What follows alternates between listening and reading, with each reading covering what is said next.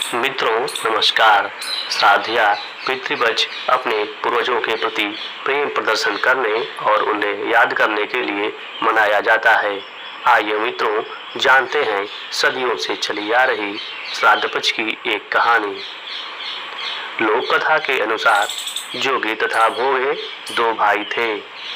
दोनों अलग अलग रहते थे। जोगे धनी था और भोगे निर्धन। दोनों में परस्पर बड़ा प्रेम था।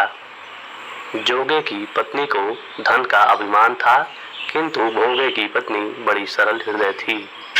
पितृपक्ष आने पर जोगे की पत्नी ने उससे पितरों का श्राद्ध करने के लिए कहा, तो जोगे इसे व्यर्थ का कार्य समझकर टालने की चेष्टा करने लगा।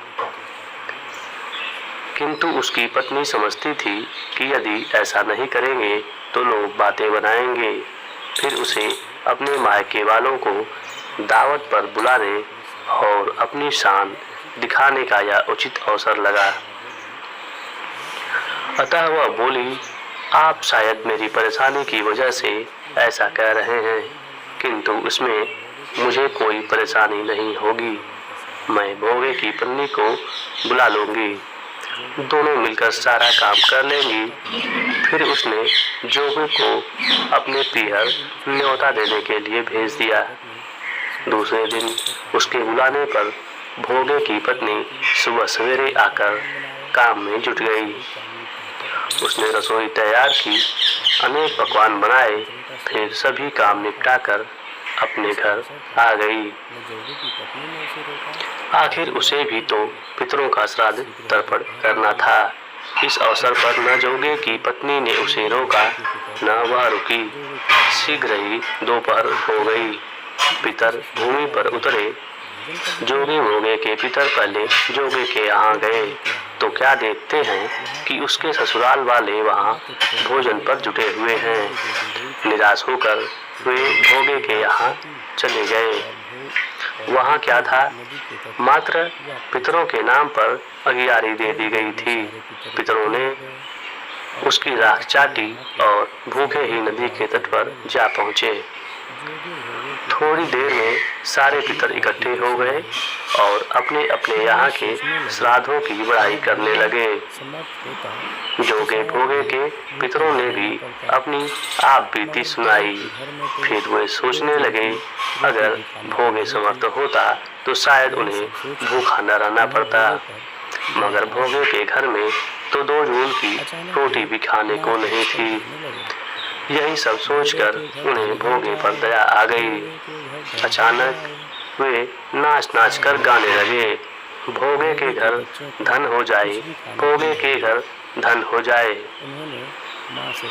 सांझ होने को हुई। भोगे के बच्चों को कुछ भी खाने को नहीं मिला था। उन्होंने माँ से कहा, भूख लगी है।